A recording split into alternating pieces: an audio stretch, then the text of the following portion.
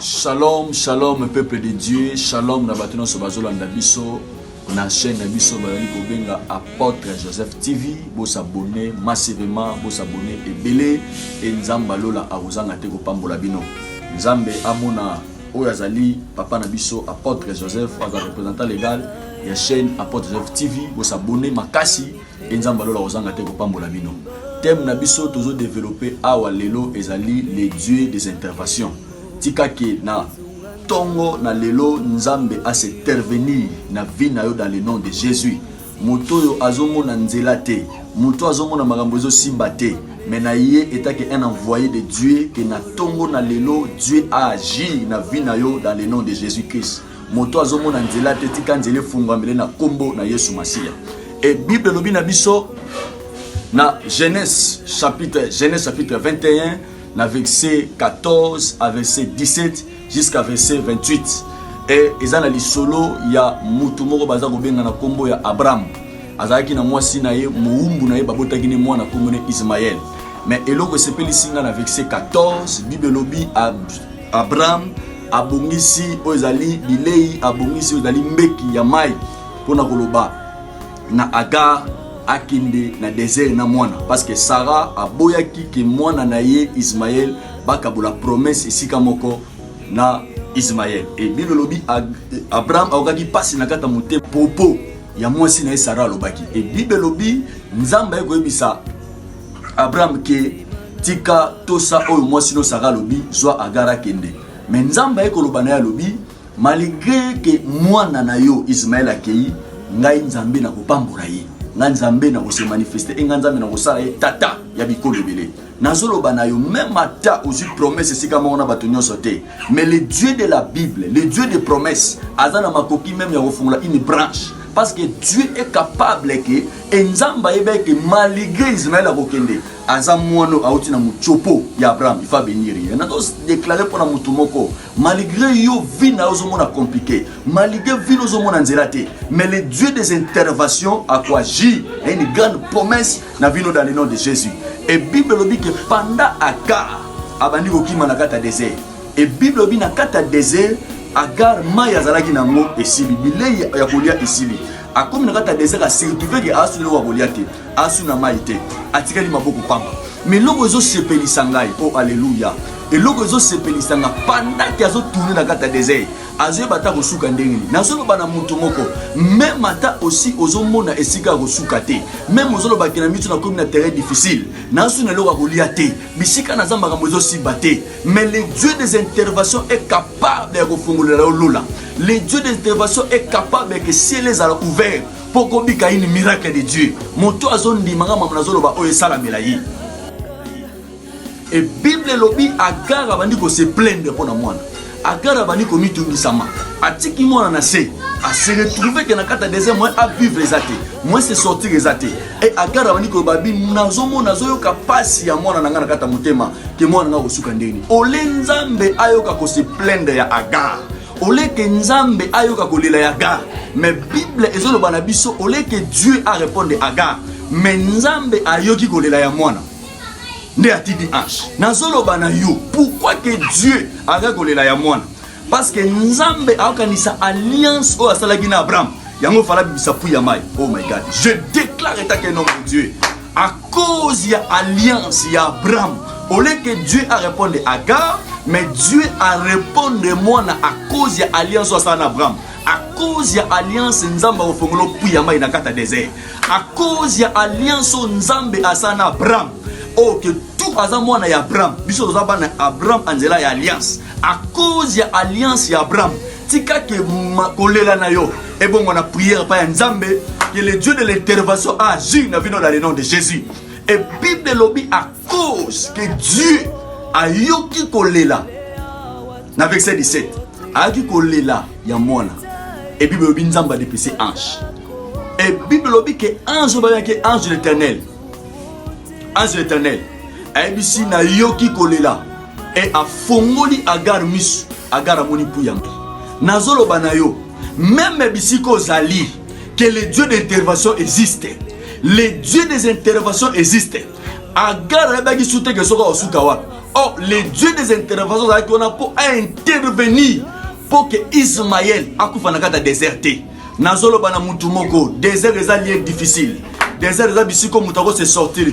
Mais à cause de Dieu, à cause qu'il y a Dieu des interventions, que Dieu a fait pour Yamai. Je libère une parole prophétique Nicolas Moutazola Nangai. Je libère une parole prophétique Nicolas Moutazola Nangai. Même si c'est impossible, mais pour Dieu c'est possible. Pour le Dieu des interventions c'est possible. Que des choses, des portes de ta vie s'ouvrent dans le nom de Jésus. Moutazola Nangai partout dans le monde. Ana malade mokazomo na ndenge babinga nga babisi balembi. Aminga bike ma maladie akobika na moté. Mais je crois état que nom de Dieu. Je déclare la guérison dans le nom de Jésus. Bible dit que Christ est mort et ressuscité. À Koufaki Nanzela Nabiso a sopaki makla na croix. À cause de sang de Jésus, ose la guérir dans le nom de Jésus. Mouto azoluka musala azoluka promotion. Na déclaré l'ikono que tikanzambe intervention après sa promotion dans le nom de Jésus. Et Bible dit que Agar a eu Yamai. Et à cause il y a alliance aux ambassades d'Abraham. Et Dieu a dit ange éternel. Alors c'est pour Yamai. Or, ange Nicolas, ça signifie en hébreu envoyé, messager. Naye comme messager de Dieu. Pona kola qui sont une pluie. Ozo tambola mozo monanzelate. Ozo tambola mozo babisiko se sortirité. Mais à cause de un envoyé de Dieu, un messager de Dieu, je déclare que Dieu a formé une branche Yamai afin que se sortir dans le nom de Jésus. Or, na kata désert Maya à la raté. Mais or, il y a une pluie Yamai qui est réservée.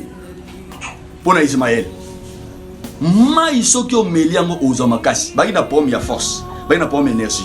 Pendant que Nzamba pesi bango mabisel bango puya mai, pour que agara mela mai azomakasi, nazolo bana mutumoko, ata olembi, na tongo na lelo à cause de la parole de Dieu, ozo force dans le nom de Jésus, ozo énergie dans le nom de Jésus. Moto azoye bateka kosuka ndenge nini, moto azoye bateka est-ce que ngana ozo visa, est-ce que ngandenge nazabo y place nazali, est-ce que ngaba kopesa nga mukanda, mais à cause ya parole nazo dresser liboso na yo, tika ke liloba nzambe peso makasi, moto aza bâti o se relever dans le nom de Jésus.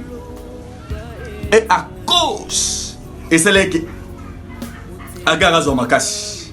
Et Bible lobi que l'ange a ebisi Agar. Alobi na ye nzambe agopambola mwana na yo. Pe na kosala ye tate ya mabote ebele. Nazolo bano oza n'importe qui te. Oza lokola bato nyonso te. La promesse ya Abraham eza pe ya yo. L'héritage ya Abraham eza pe ya yo. Malgré oza un esclave parce que Agar azaki esclave po umbu o ba sombaki et pas ya Sarah.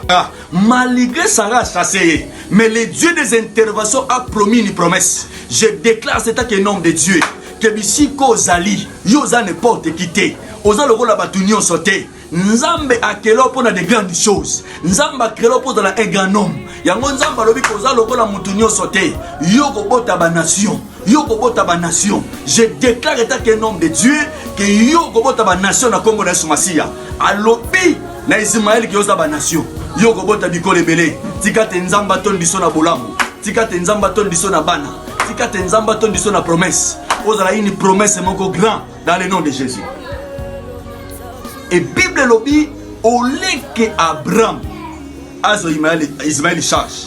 Mais Abraham a compris une chose, que le Dieu que le Dieu des interventions, malgré que Agar a un désert, que Dieu va prendre en charge. Bible lobby que pendant que Dieu a dit que Nzambe a prendre moi en charge. Tika ke bisiko zali batoba zo charge te. Mais c'est Dieu de l'intervention a en charge au nom de Jésus. Makambo nazolo ba muto azo ndimanga esala belaye. Ozala bisiko vando na matea o matea o simba yo. Matea o saisir ta vie dans le nom de Jésus. À cause ya alliance na ba misipu ya mai. À cause ya alliance o biso sana Christ. Ketika ke à cause ya alliance ya yona Yesu Masia. Ketika ke le sang o se prend na Golgotha. À cause de Jésus, que ta vie est changée dans le combo na Yesu. À cause de l'alliance et à Christ, que ta vie est changée dans le nom de Jésus. Parce que lorsque Christ a sur la loi, la Bible déclare que la loi de Moïse et Dieu a salé dans Mont Sinaï. Et Bible lobby, lorsque Dieu a salé l'alliance dans Mont Sinaï, mais lorsque Christ a eu, alliance à moi sinezaki aboli. Et Dieu a côté son alliance ya Golgotha. Alliance ya Golgotha ne change jamais. Même à toi choix qui lobby. Mais à cause de l'alliance au Christ à na Golgotha, avec ça qui les sang pour Nabiso, à cause de l'alliance à Golgotha, tika que ta vie est récite dans le nom de Jésus. Je déclare la récite dans le nom de Jésus. Je déclare la récite dans le nom de Jésus. Récit na marmozo sana, récit na ba fait, récit na ba projet. Je déclare que cette parole s'accomplit dans ta vie. À cause de l'alliance que Dieu s'est manifesté. Nazolo bana mutumoko. Batono so balandinga na tongo na lelo. Mateo pe Sophie. Na kombo na Yesu Kristo. Nzamba lola apambola lino. Amina. Nasema santi. Nasema santi. Le.